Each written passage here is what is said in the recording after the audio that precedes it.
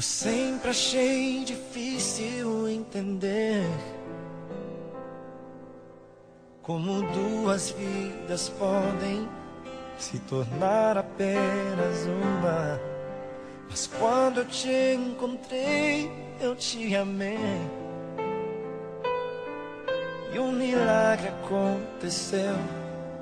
E então eu entendi que Deus tem sempre um plano para nós. É preciso paciência e ouvir sua voz. O que será que meu Deus pensava quando criou você? Acho que ele estava pensando em mim, porque me deu mais do que sonhei. Deu muito mais do que eu podia imaginar.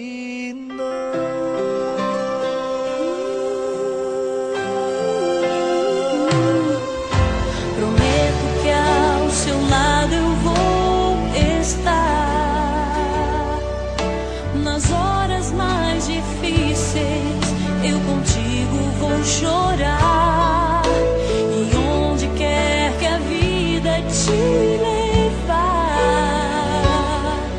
o meu coração vai junto, para sempre vou te amar. E Deus já tem um plano para nós.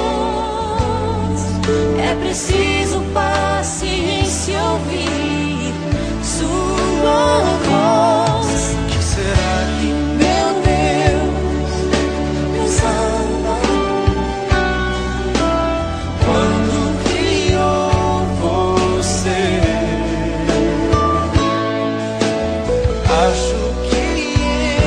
Estava pensando em mim, porque me deu mais do que sonhei. Deu muito mais do que eu podia imaginar.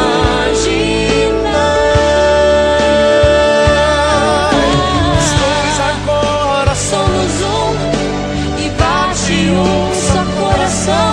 Juntos sempre viveremos, para sempre amaremos. E assim eu posso perceber, não sou nada sem você.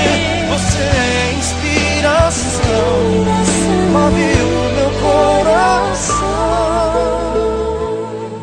O que será que meu Deus pensava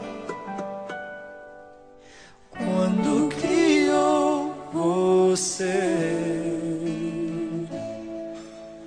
Acho que ele estava pensando em mim, porque me deu mais do que sonhei. Será que ele